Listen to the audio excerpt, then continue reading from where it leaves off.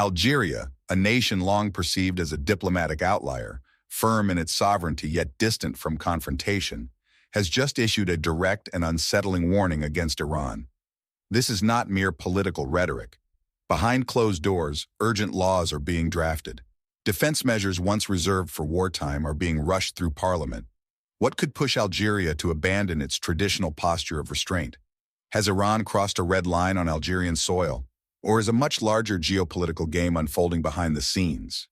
And most importantly, is this the first public signal of a broader regional collision, one that could reshape North Africa and the Middle East? These are not speculations. These are developments confirmed by moves on the ground, statements from officials, and an undeniable shift in tone. Something serious is happening, and the world is only just beginning to notice. Stay with us as we break down what Algeria's warning really means and why time may be running out. To understand why Algeria's latest move is so significant, we must first revisit the complex and often misunderstood relationship between Algiers and Tehran. On the surface, these two nations have shared points of alignment. Both have historically opposed Western interference in regional affairs, supported the Palestinian cause, and promoted a multipolar world order. In the non-aligned movement and various international platforms, Algeria and Iran often stood side by side, voicing criticism of Western hegemony and NATO expansion. Yet behind this diplomatic facade, tensions were quietly brewing. Unlike many Arab nations, Algeria never fully severed ties with Iran, not even during moments of intense sectarian polarization in the region. It maintained a position of cautious engagement, seeking to act as a neutral bridge between conflicting blocs. But neutrality comes with limits, especially when national interests are at stake. Iran, in recent years, has intensified its influence-building strategies across Africa, particularly through religious, economic, and paramilitary channels. Algeria, a country that guards its internal cohesion fiercely, grew increasingly wary of Tehran's outreach to specific ideological groups and its attempts to shape narratives on Algerian soil.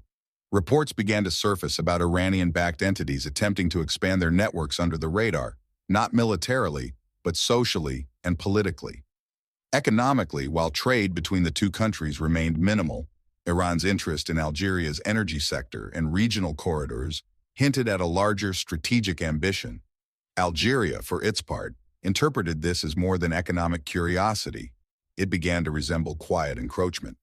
Over the past 5 years, Algeria has also deepened its military partnerships with Russia and strengthened its strategic intelligence apparatus.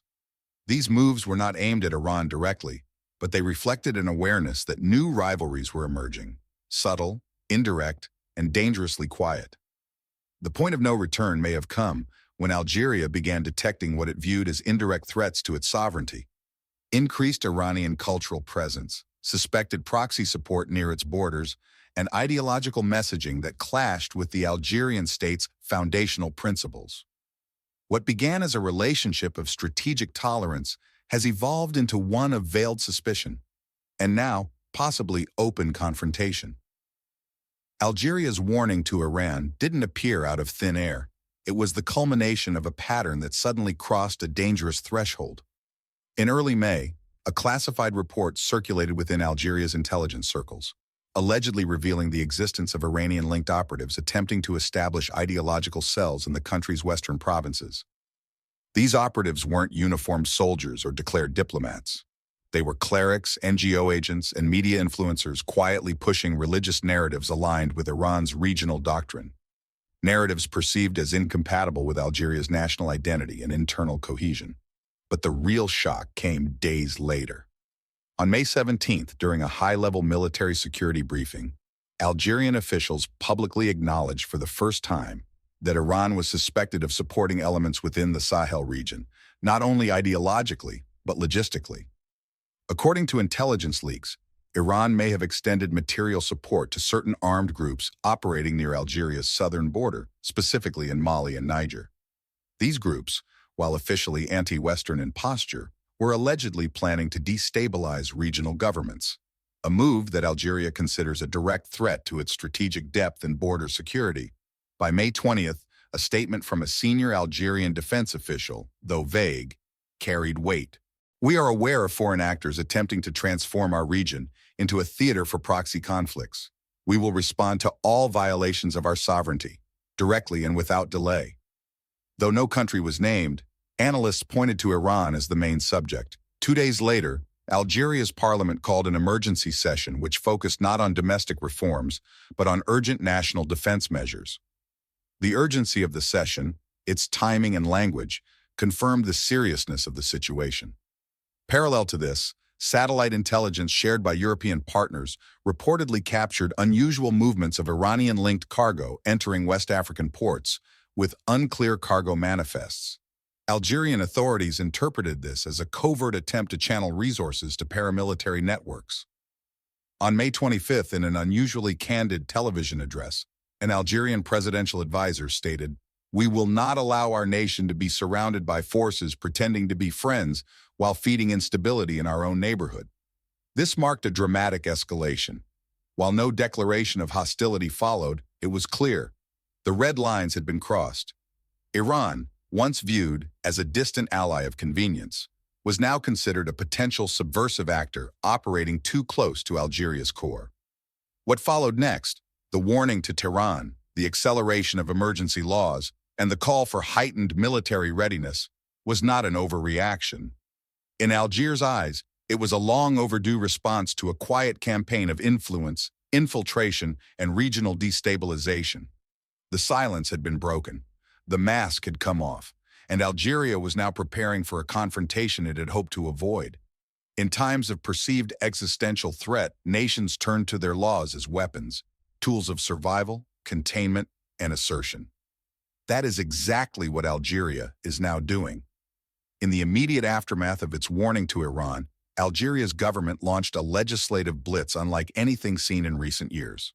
Within a single week, the National People's Assembly received and debated 3 interconnected emergency bills, each crafted to dramatically expand the state's capacity to detect, deter, and respond to what officials are calling foreign origin hybrid threats. The first and most urgent bill focused on national defense restructuring. It proposed key amendments to Algeria's existing military deployment law, allowing for preemptive mobilization of forces in zones of transborder influence. Previously, military action was tightly bound by territorial limits. Now, the armed forces would have legal latitude to conduct extraterritorial missions, including cross-border intelligence operations and drone surveillance, as long as the mission is framed as protective and defensive in nature. The second bill was perhaps even more consequential, the Internal Security and Cyber Control Law. This legislation empowers national intelligence agencies to monitor encrypted communications and financial transactions tied to foreign NGOs, religious institutions, or media platforms. The law includes sweeping provisions to designate foreign-influenced groups as threats to national unity, even without proof of direct foreign funding. Civil liberties groups raised alarm bells, but the government defended the move as necessary to prevent foreign ideological infiltration. A third and subtler bill addresses border infrastructure and rapid militarization zones. Under this law, certain border regions, particularly in the south and west, can now be placed under temporary military governance. In practice, this means local governors will cede authority to military commanders in specified high-alert areas. Construction of new surveillance outposts, drone launch pads, and mobile radar units will be fast-tracked without traditional parliamentary approval. Funds for these operations will be drawn directly from Algeria's emergency reserves, bypassing normal budgetary review. Together, these laws reflect a state not merely reacting, but repositioning. Legal analysts say Algeria is entering a semi-exceptional legal state, a hybrid between peacetime governance and wartime posture.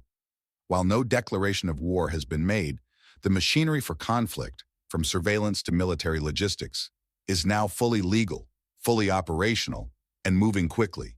One senior lawmaker summarized it this way: "We are not preparing for war, we are preparing for sovereignty, and that means being faster than those who threaten us." The message is clear. Algeria is no longer waiting to be the victim of external manipulation.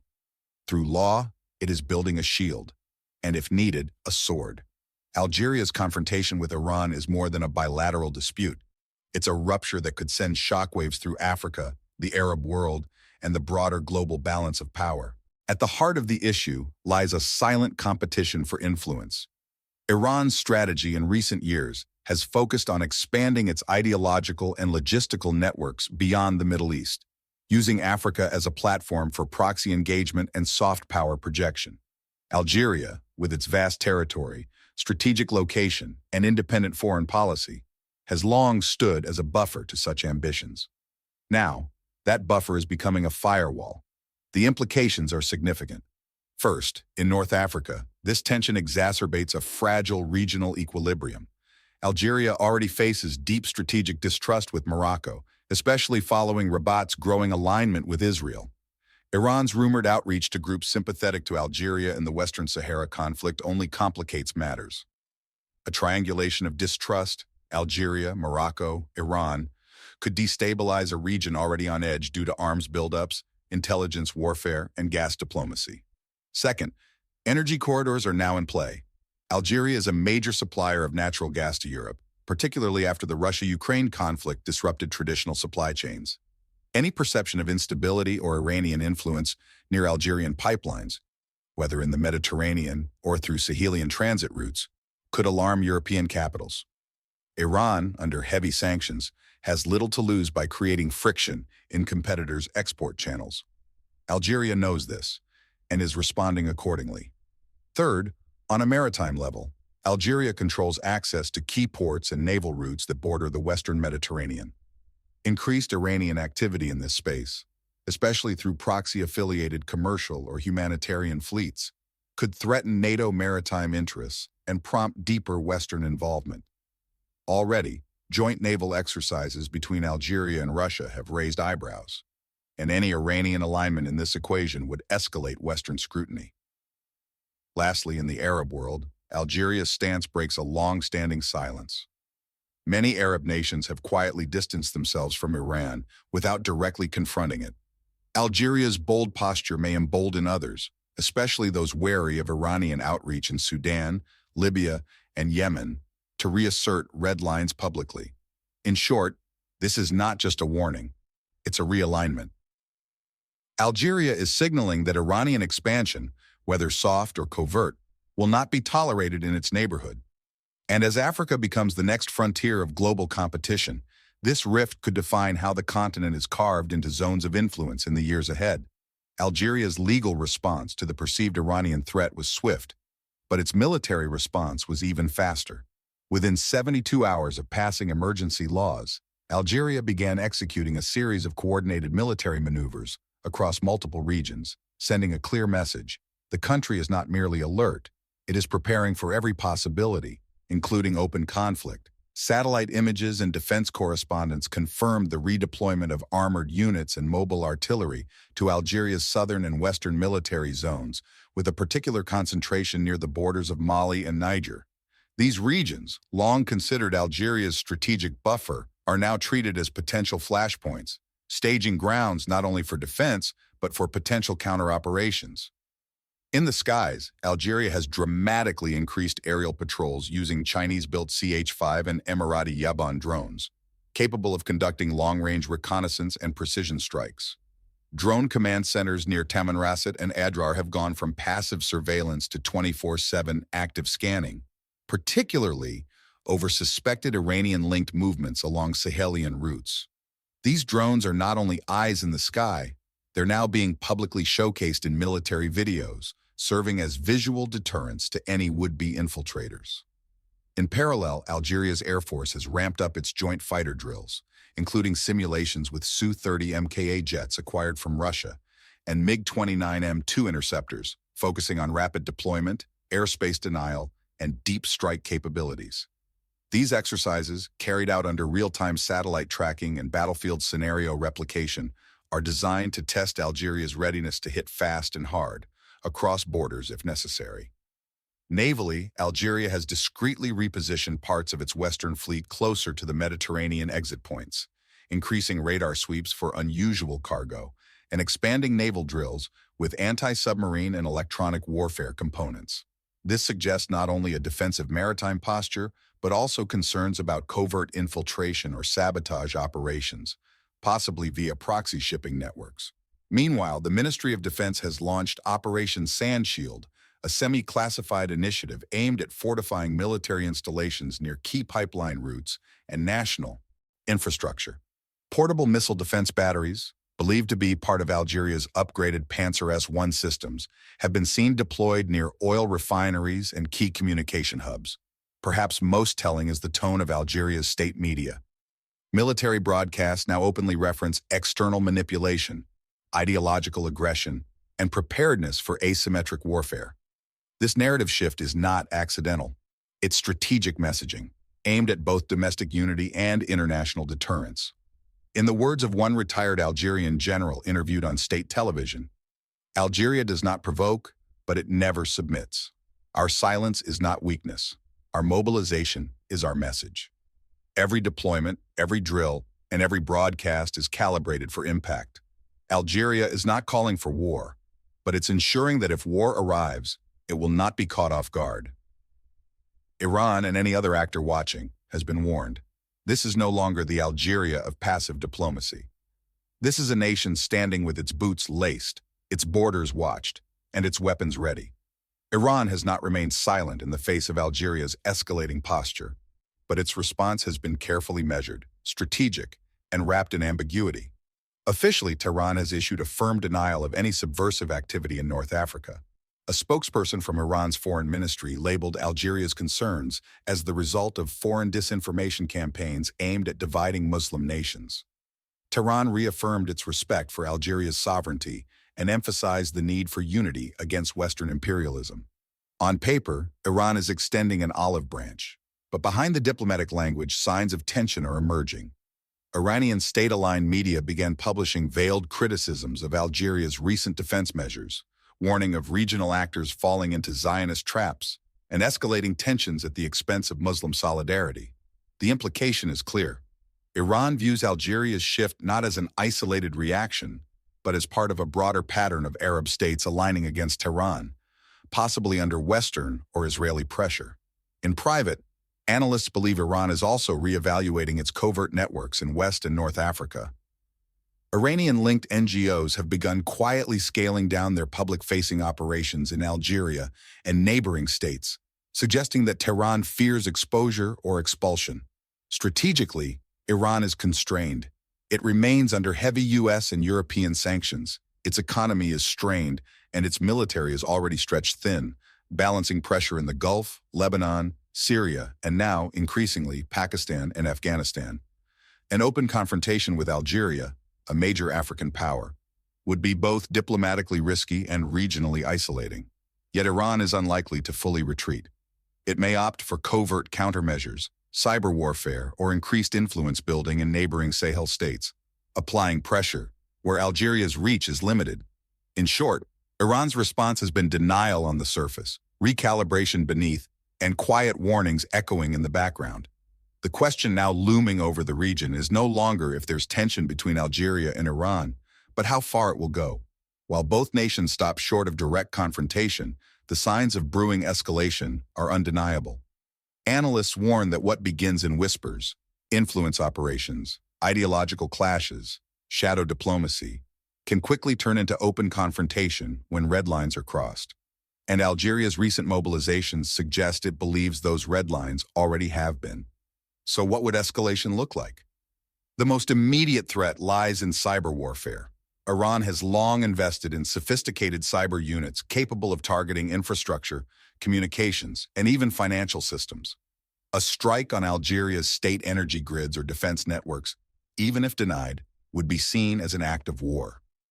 Algeria, in turn, has ramped up its cyber defenses, but a first strike could be damaging enough to trigger retaliation.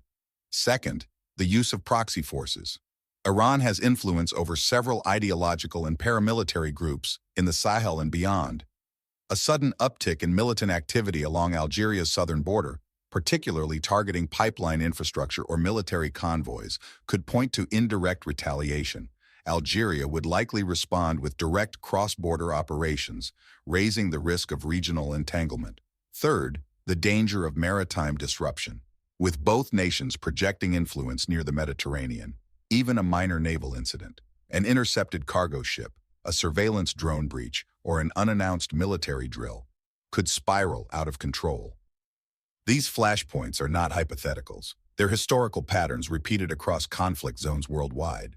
Some fear a deeper, more symbolic form of escalation, a diplomatic rupture across blocs. If Algeria begins lobbying Arab and African partners to isolate Tehran politically, and Tehran responds by bolstering alliances with Algeria's rivals, a new Cold War may take root in the African continent, mirroring tensions in the Gulf and Levant. Experts remain divided.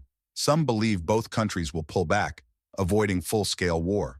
Others argue that the strategic momentum has shifted too far, and that unless carefully managed, the confrontation could evolve from shadow conflict into open strategic warfare. What's certain is this: a regional fault line has emerged, and if neither side yields, that fault could crack violently. Algeria's warning to Iran is more than a policy shift. It's a declaration of strategic awakening. A nation once known for quiet diplomacy has drawn a bold red line in the sand, backed by law, by troops, and by resolve. This is no longer about rhetoric. It's about defense, identity, and survival. The regional balance is shifting. The silence of African and Arab states is being replaced with visible resistance to foreign influence. And Algeria has positioned itself at the front of that movement. Iran, now facing pressure on multiple fronts, must choose: de-escalate or gamble on a new confrontation far from its traditional arenas. Algeria may have just sent a message that echoes far beyond the region. The era of silence is over. The question is, will Iran listen?